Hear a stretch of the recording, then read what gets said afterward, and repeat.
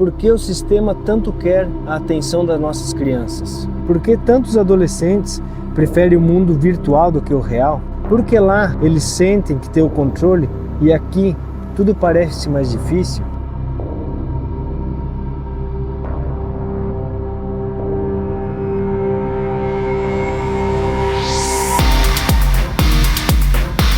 A fala desse jovem normalmente é só o jogo. Mesmo quando não está jogando, acaba tendo como único conteúdo, às vezes, o jogo. No vídeo de hoje, nós vamos conversar com a psicóloga para entender o que passa na mente dos jovens. Eu vou passar também a minha visão de como nós podemos identificar e transformar a vida dos jovens que estão viciados nos jogos. O esporte é mais do que um simples movimento.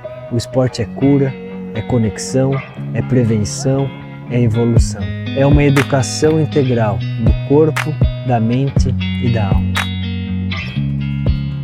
Patrícia, quando o jogo passa da diversão para se tornar um vício, podendo causar depressão, introspecção, quando que acontece isso? Então, Carlos, a gente tem que entender que o transtorno por jogos, né, é um transtorno que tem o mesmo funcionamento do uso de substância ou de álcool, né? Só que a diferença é que o que causa fissura não é uma substância, e sim a necessidade de jogar. Tá? E quando passa, né, então, de uma diversão para algo onde causa um prejuízo, seja na socialização, seja no comportamento, tendo um comportamento mais agressivo, mais ansioso, aonde não consegue, então, se desprender do jogo, é onde a gente tem já um vício instalado. Então, quando a gente tem uma mudança, onde essa situação, né, o jogo passa de algo prazeroso para ter um comprometimento na relação com os pais, na relação com o social, tendo isolamento, tendo mudança de humor, tendo um comportamento mais agressivo,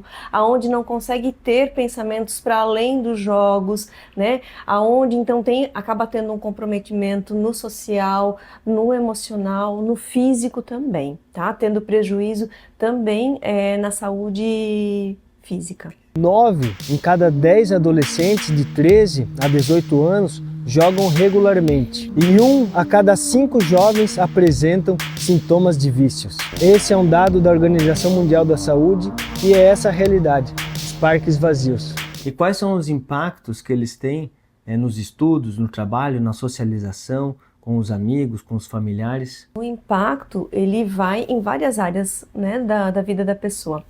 Quando a gente pensa que a partir do momento em que eu tenho um vício, eu começo a negligenciar minhas responsabilidades, né?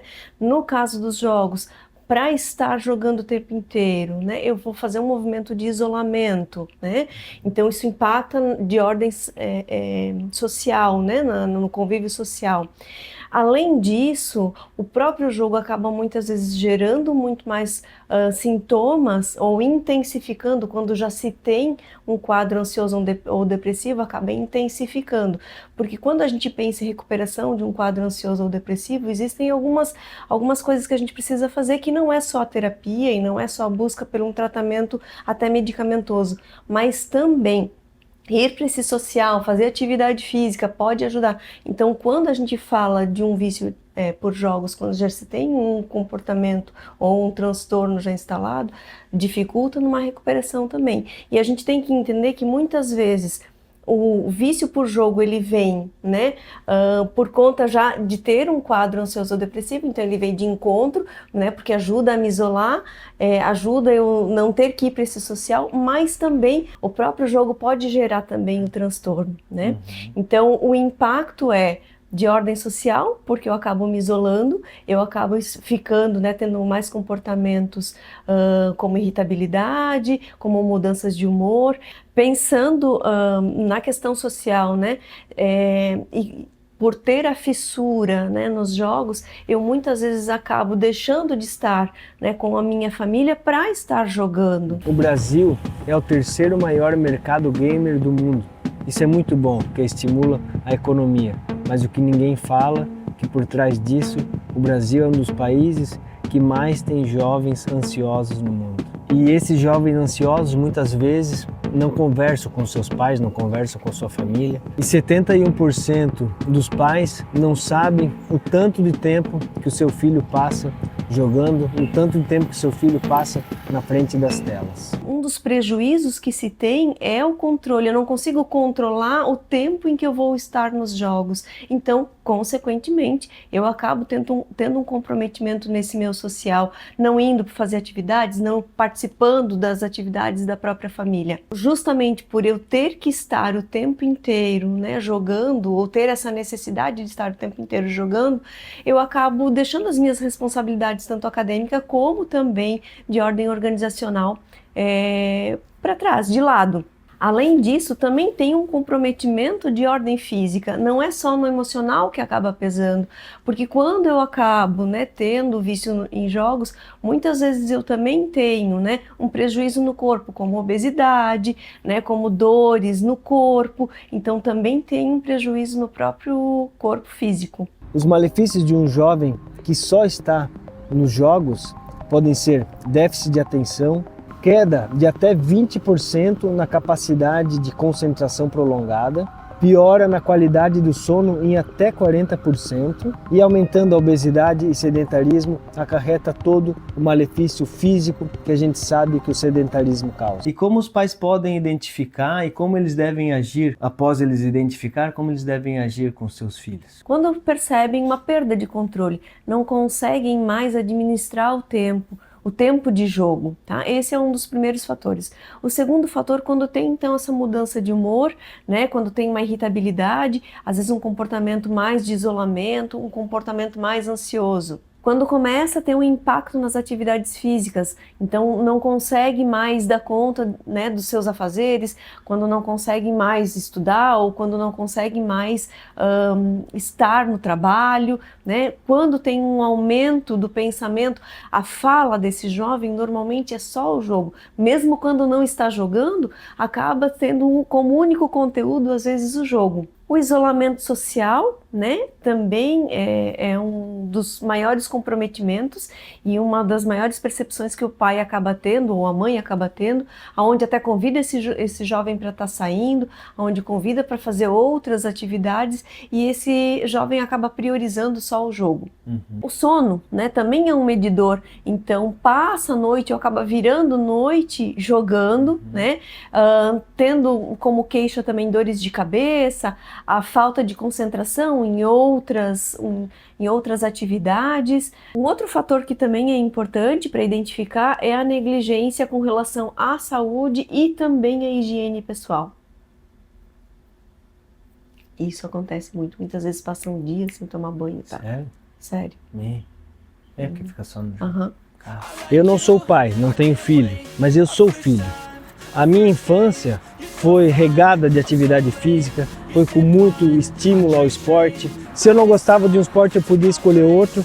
E além dos esportes, eu tive muitas regras, limites, horários. Muitas vezes eu não gostava desses limites, desses horários, dessa educação rígida, mas hoje eu só tenho a agradecer aos meus pais pela educação que eu tive. Se o jovem hoje está passando por um momento em que ele precisa um limite, muitas vezes hoje os pais não estão colocando esses limites. Então aqui é fundamental os pais agirem e colocarem um limite. A prevenção, Carlos, num primeiro momento é estabelecer limites. E a gente tem que entender que esse jovem também ele está em formação, terminando a formação cerebral, nessa área pré-frontal. E nessa área pré-frontal também uma das funções é o freio inibitório. Então, que vai ajudar a controlar esses impulsos.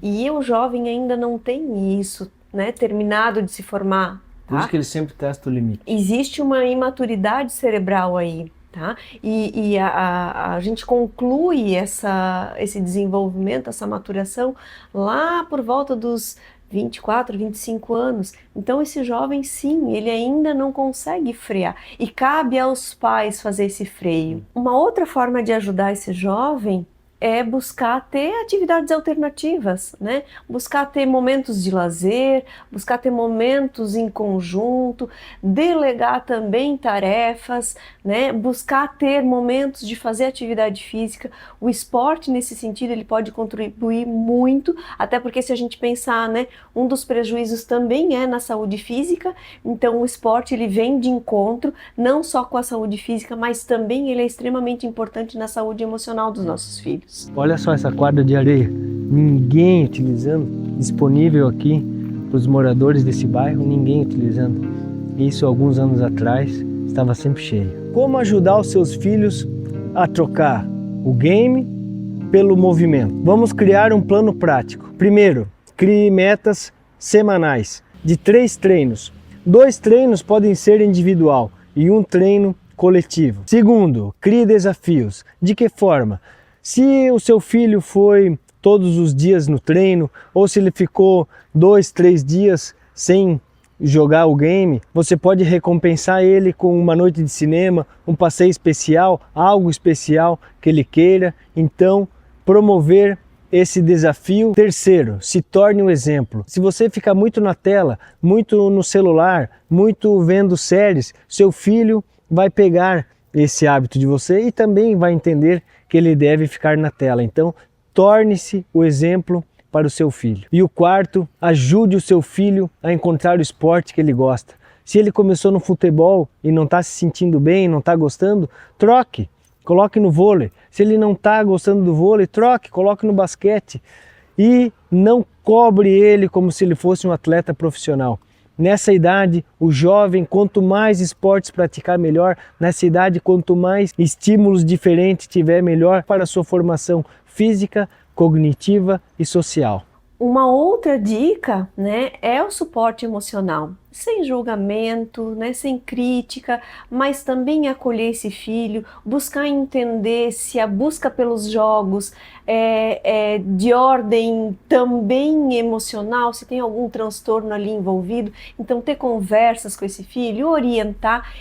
Às vezes é uma fuga também. Pode ser uma fuga, sim, né?